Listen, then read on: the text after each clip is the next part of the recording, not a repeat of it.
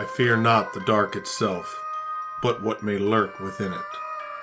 Welcome to Lurk, bringing you creepy, strange, and bone-chilling stories, with your host, Jamie Jackson.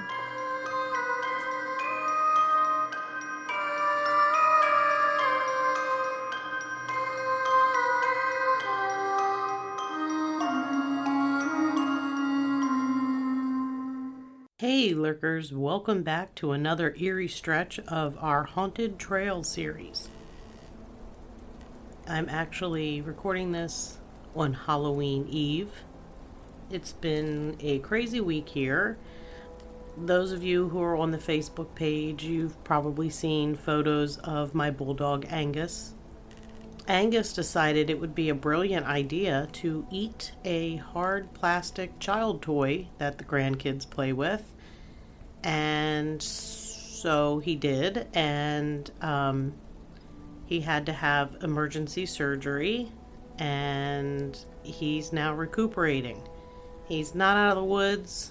November 5th marks day 7, and he'll be considered okay as long as we don't have any complications between now and then.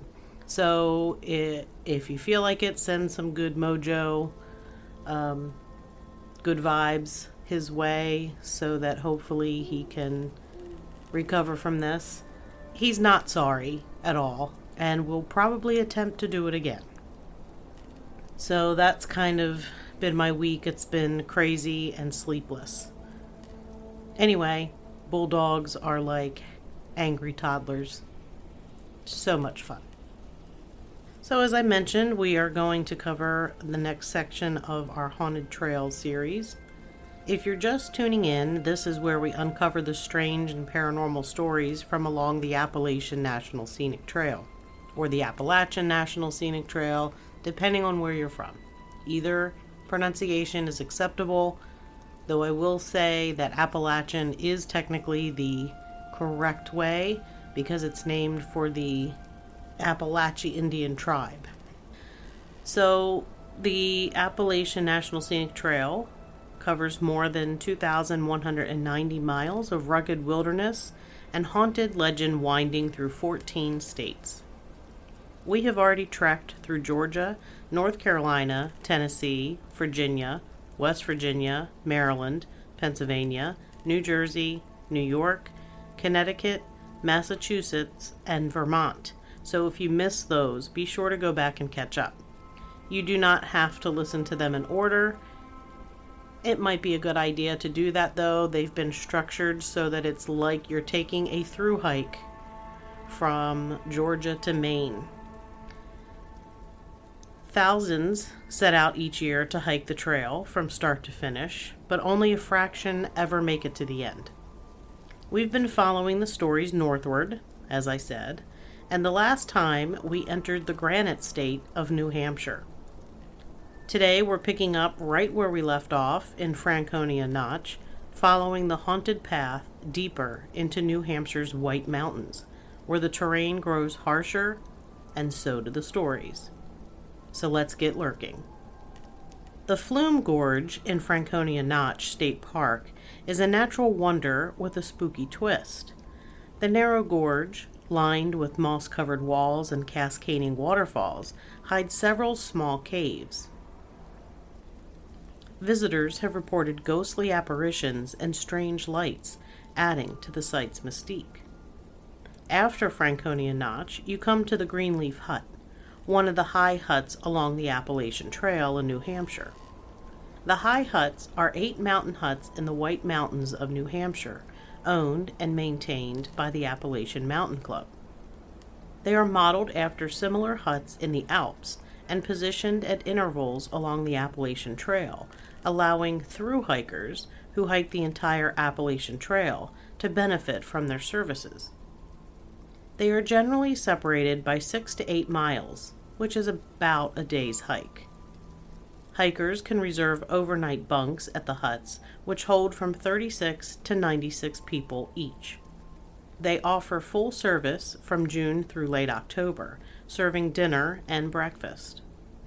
3 huts stay open the rest of the year as self-service, allowing guests to cook their own food in the kitchen.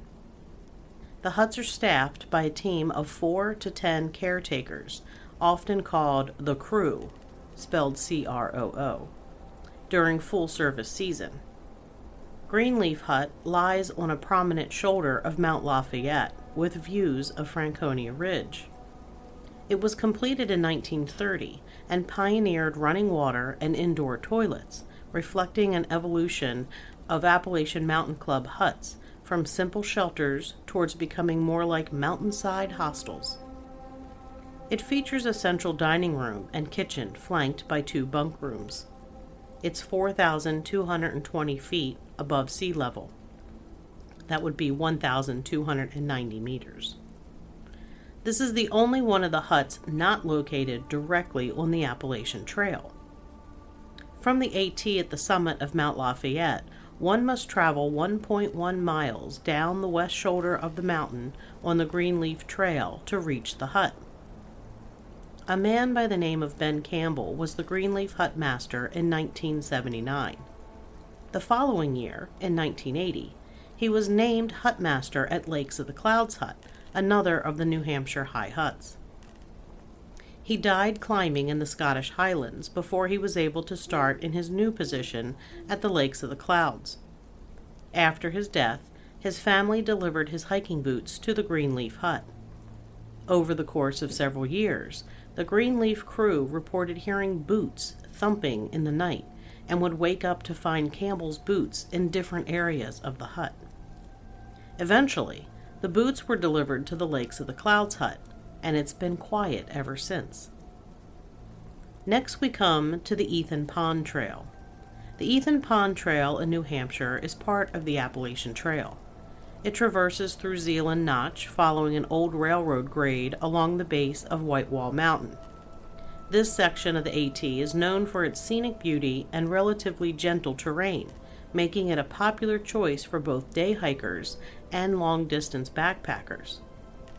The trail is approximately 7 miles long and connects to several other key routes in the White Mountains, including the Willie Range Trail, the Twin Way, and the Zealand Trail.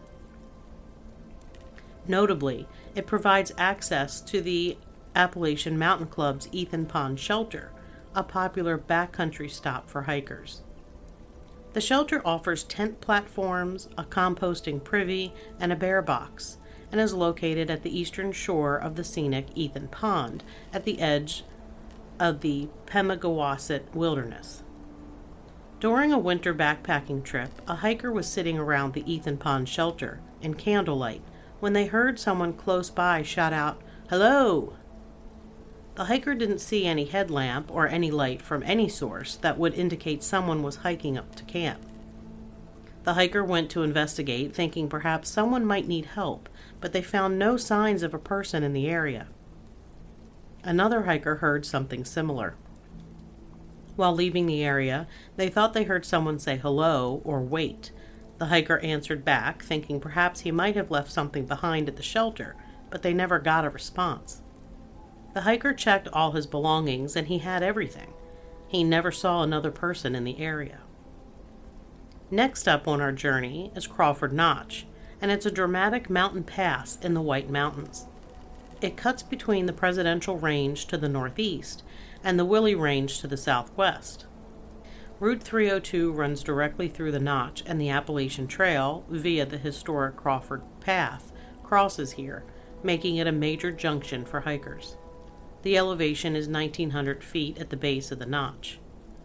The AT follows the Crawford Path north from Crawford Notch toward Mount Washington. It is a picturesque pass carved by glaciers, but with a chilling past. Hikers near Nancy Brook report hearing distant, mournful cries, and sometimes laughter. It's said to be Nancy Barton, who froze to death here in 1778, chasing a faithless lover. Nancy Barton was a girl who was employed at a local farm owned by Colonel Joseph Whipple. After becoming engaged to one of the workers on the farm, she gave him her entire dowry, and he subsequently abandoned her. Nancy followed him to Crawford Notch, even though it was in the middle of winter. When she arrived at his camp, she discovered his campfire was long cold. I don't even know what that was. When she arrived at his camp, she discovered his campfire was long cold. She continued her search for him through Crawford Notch, but became exhausted and fell beside a brook. Another group of men went to search for Nancy, and they found her frozen body in the snow. Hearing about Nancy's death, her lover went insane and died a few years later. His ghost is heard wailing in the Notch. His despairing cries, groans, and gibberish laughter can be heard echoing through the trees. A park visitor once described, "The wind whistles, then I swear I heard giggling and sobs all tangled together, and there was no one there." Not far off the Notch, the old Willie house stands. In 1826, a massive landslide killed almost the entire Willie family, except a few missing children whose remains were never found. Some hikers say the loose soil hides more than stones. They've felt unseen eyes following them, especially along the trail up Mount Willie. In the fall of 1825, Samuel Willie Jr. moved to a small farm in Crawford Notch with his wife and 5 children, and 2 hired men. In June of 1826, following a heavy rain, the family became terrified when they witnessed a mudslide tear loose from the mountainside across the river. Mr. Willie built a cave-like shelter above the house that the family could flee to if a mudslide threatened their home. During the night of August 28, 1826, after a long drought, came one of the most violent and destructive rainstorms ever known in the White Mountains. The Saco River rose 20 feet overnight. Livestock were carried off and farms floated away. New gorges were cut into the mountain. 2 days after the storm, friends and neighbors pushed through the debris to learn the fate of the Willie family. They arrived at the homestead to find the house completely unharmed and intact. The surrounding fields were covered with debris. Mr. and Mrs. Willie, 2 of their children, and both hired hands were found nearby, crushed in the wreckage. Their bodies were buried near the house. The bodies of the other 3 children were never found. If you climb the trail at the site of the Willie house to see the remnants of the debris, don't wander too far into the woods. There's an eerie presence there. The 3 missing children are said to lurk around, haunting anyone who crosses their path. The area has an overall creepy feeling that just gives you the willies. One hiker claimed, "I glimpsed a boy in old clothes tapping a stick near the wooden ladders. Then he vanished." North of Crawford Notch, and one of the high huts of the White Mountains, is the Mizpah Spring Hut. Mizpah Spring Hut was originally built in 1964, and although there are newer buildings in the system, this makes Mizpah the newest hut site in the system. The building is designed to withstand 200 miles per hour winds, or 320 kilometers per hour, and it was built with materials brought in by helicopter. Mizpah Spring Hut carries one of the more somber ghost stories in the White Mountains, that of Betsy, whose final moments allegedly occurred within the hut itself. Betsy drowned while crossing the dry river. The river was high and swift thanks to recent heavy rains. The girl didn't make it, and her body was taken to the Mizpah Spring Hut. She was wrapped tightly in plastic sheeting and placed in the basement of the hut until the next morning. When morning arrived, they went down to the basement to retrieve her body, only to find her body had moved. Upon closer inspection, they discovered scratches in the plastic made by the girl's fingernails. She hadn't been dead when they left her in the basement, but she was certainly dead now.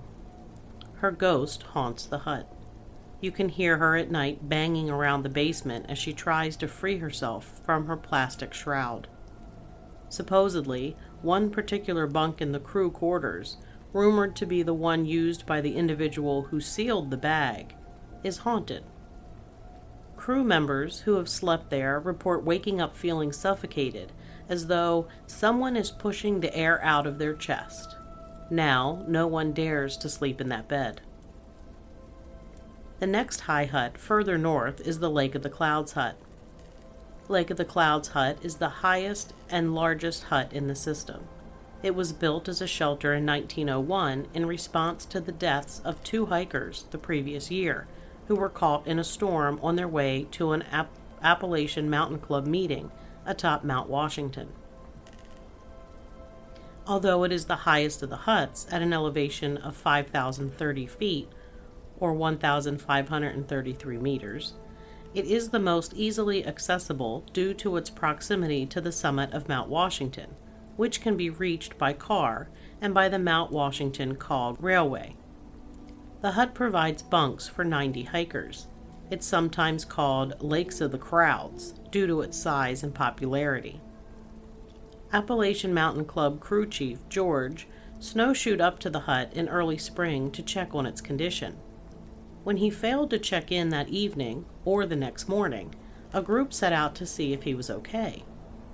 When they reached the hut, they found the door was unlocked. The inside was dark because the wooden winter shutters covered the windows and blocked out all available sunlight. They found George's radio on a table with his gear, but no George. The group searched the hut and finally heard a soft whimpering noise coming from the cabinet under the kitchen sink. There they found George, soaked with sweat, gripping an axe and pleading, "Get me out of here." They escorted him to an ambulance waiting at the bottom of the mountain. Weeks later, George shared his tale. He had just arrived at the hut and decided to check around before radioing back to the base. He suddenly sensed something else in the dining room with him. He felt like something was about to rest its hand on his shoulder when he stood up and saw a grotesque, distorted face between the shutters and the window glass. The face was staring at him. Then it seemed to be staring in from every window, and as he watched, it melted through the glass and into the room. That was the last thing he remembered until he was back down the mountain and safely in the ambulance. There's also a pair of boots nailed to the wall. It's said that the boots kept walking around on their own after the owner died in a fall. They had to be nailed to the wall to keep them quiet and in one place. In 1900, William Curtis and Alan Ormsby died in a snowstorm while climbing towards the summit. Today, if hikers criticize the duo's decision to try to reach the peak in such terrible weather, an invisible force strikes or pushes them. An invisible force strikes or pushes them. In the area around the Lakes of the Clouds hut, there's an entity known as the Presence. The area exudes a feeling as though you're being watched. People have had prickly feelings along their necks and their hair has stood on end. Some people become jittery and feel a sense of impending doom. Both men and women have complained about going down a long dark corridor that leads to the men and women's restroom at night. They say they feel as though something is staring at them through a row of windows, and some even claim to have seen a face. Others said that when they got to the door of the bathroom, they had a sensation as though someone was grabbing their shoulder with a cold hand. Footsteps have been heard on the stairs like someone is coming up from the basement, though no one is there, and doors open and close by themselves, even the locked ones. One hut master was up late one night working on reports when he heard the basement door open and heard someone coming up the stairs. He turned to look, but no one was there. The hut cat was staring at the area where the sound originated, with its eyes wide open and all its hair standing on end. The area outside the hut is also haunted by the presence. One night, several members of the crew decided to go for a late-night swim in the lake. They all swam to a large rock located near the center of the lake. They sat there talking for a while. Then one guy dove in, swam around, and came back. Then a second guy dove in, but he stayed under for a while. His friends began to get concerned until finally he broke the surface, thrashing and gasping for air. He climbed back onto the rock and told them that after he dove in and began kicking his way to the surface, an icy cold hand grabbed his ankle and held him under. Just as he began to believe he was going to drown, it released him. Climbing higher leads us to Mount Washington, notorious for brutal, shifting weather and haunted legends. Mount Washington is the highest peak in the northeastern United States at 6,288.2 feet, or 1,916.6 meters, and the most topographically prominent mountain east of the Mississippi River. The mountain is notorious for its erratic weather.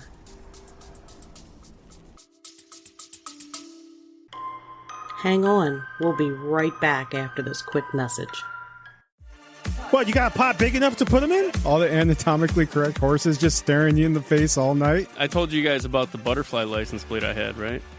Every week on Between the States, friends and guests share stories about everyday life. The kind that make you laugh, think, and say, yeah, I've been there too. And the kind of connection you only get when real people open up and share their thoughts. So if you want a show that feels like hanging out with good friends, where it's fun, real, sometimes a little deeper than you'd expect, check out Between the States. New episodes drop every Thursday. Between the States, a conversation you'll actually want to join. So do that at BetweenTheStates.com. And available on all your favorite platforms.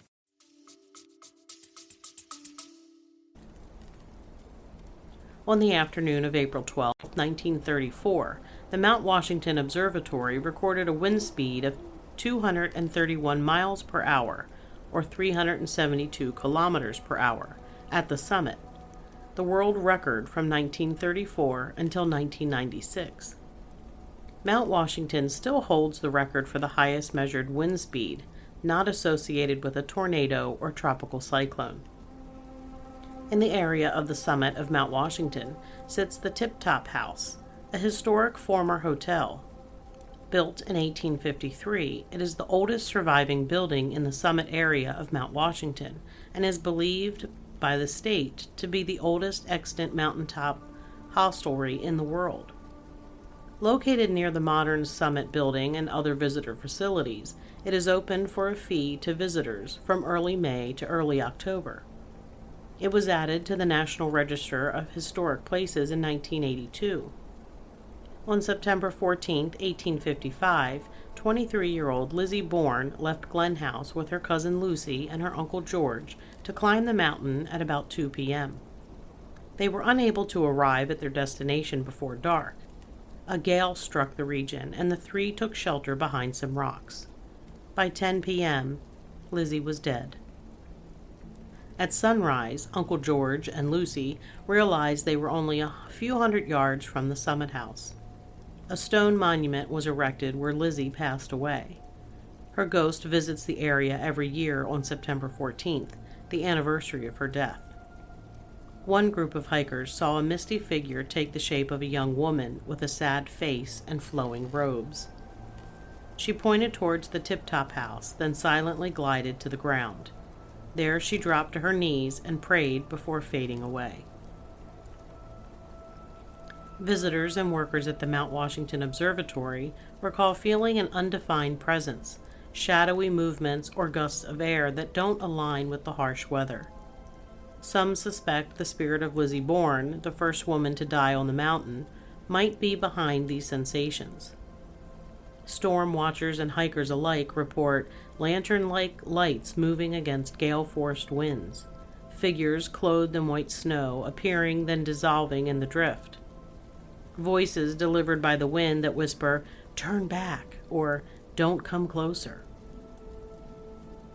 Appalachian Mountain Club-led haunted hikes mention Lizzie Bourne, who died in 1855, and Ned Green, another lost figure, both said to still roam the summit. One hiker recalled meeting a woman near the hut and joking about her boyfriend, only to realize she wasn't talking to anyone alive. When asked, others confirmed nobody was there. "We figured we saw the ghost," they said. Also on Mount Washington is the Mount Washington Hotel. The construction on the Mount Washington Hotel began in 1900 and was completed in 1902. It was built by Joseph Stickney, who died just 1 year after the hotel's completion. His wife Carolyn remarried a European prince and spent summers at the hotel. They had a private dining room with a special balcony that overlooked the main dining area. Carolyn died in 1936, and the staff began having strange occurrences soon after. They would see an elegant woman walking into the dining room. Lights would turn on and off by themselves. In a photo taken of the hotel staff, the shadowy figure of a woman can be seen in the photo looking at them through a window. Room 314 was Carolyn's private room, and it still contains her bed. People who have stayed there say the lamp flickers, the fireplace turns on and off on its own, children's toys appear and disappear, and the shower turns on and off by itself. It said the architects supposedly ghost-proofed the hotel by building several towers with varying numbers of stairs that were meant to confuse ghosts and encourage them to leave. Apparently, Carolyn's ghost is exempt from needing to leave. Guests have also reported lights flickering or switching themselves on and off, doors that knock or open on their own, the occasional rush of floral perfume and other sensory anomalies, and even photographic evidence of Carolyn's silhouette in an empty room window. Moving further north, we come across Carter Notch Hut. Carter Notch Hut is the oldest existing building in the Appalachian Mountain Club hut system. Carter Notch Hut is the easternmost hut in the system and is open year-round. Between 1996 and 2006, it operated on a self-service basis. Since then, it has resumed operating as a full-service hut during the summer season, remaining self-service the rest of the year. The site's use as a shelter began in 1904 as a simple log cabin. The building was rebuilt as a hut in 1914, supposedly by Milton McGregor, also known as Red Mac, making Carter Notch the oldest building in the hut chain. Milton E. or Red McGregor helped build the hut and was the first caretaker at Carter Notch Hut in the early 1900s and one of the first hut managers. And today, his ghost is said to haunt the hut. One night, the winter caretaker was sound asleep when he was woken up by a loud crashing noise and someone shining a light in his face. He jumped up, demanding to know who was there, but no one answered. He found a flashlight lying on the bunk across from him, but had no idea how it got there or how it even turned on. He got up to check things out in the hut and found the front door wide open and snow blowing into the room. He closed the door, and finding nothing out of place, he went back to bed. Shortly after he was asleep, another loud noise woke him. He went to inspect the new noise, and again found the front door wide open. He closed the door, and this time he pushed the heavy oak table up against it. Satisfied, he returned to sleep. A third time he was woken up by a loud crash. He went and discovered the door open and the table shoved out of the way. He closed up the door, pushed the table against it, and nailed the table legs to the ground. He went back to bed and had no more disturbances. At daybreak, the caretaker headed down the trail to Pinkham Hut for breakfast. He told the crew there about the eerie happenings during the night. One of the crew mentioned that Red McGregor had died in the early morning hours. Turns out the time of death coincided with the ghostly occurrences. Old Red McGregor's ghost still haunts the hut. It's said that his ghost stops in from time to check on the hut. His ghostly footsteps can be heard echoing in the hut, and the doors have been known to open and close on their own. The trail eventually reaches the town of Gorham and heads towards Berlin, a landscape of dense forests, abandoned logging roads, and long nights. Local legend mentions strange floating lights among the treetops. There are also phantom sounds of horses on old carriage paths. There's also the mention of a northern white mountain wolfman, a towering shadow with glowing eyes seen near streams and campsites.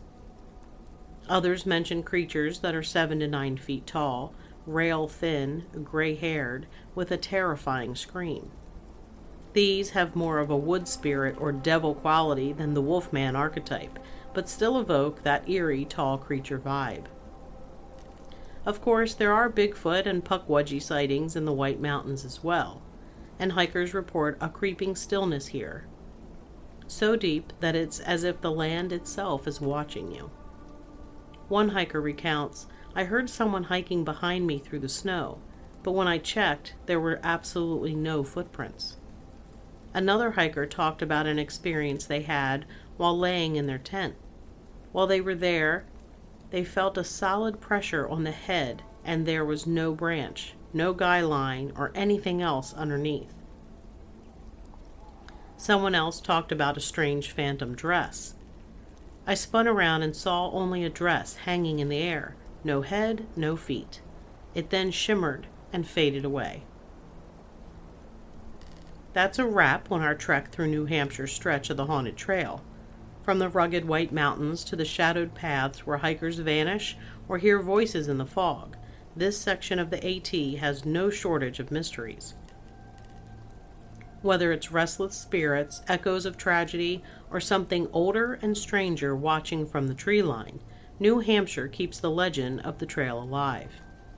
Got a paranormal story of your own? Share it at lurkpodcast.com, where you'll also find our blog, team info, and newsletter sign up.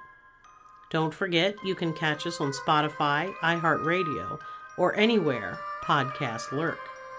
If this episode sent a chill down your spine, leave a 5-star review, spread the word to your friends, or maybe whisper it to a fellow hiker at the next shelter to keep the Lurk campfire glowing. Until next time, keep your lantern close, watch the trail signs carefully, and most of all, keep lurking.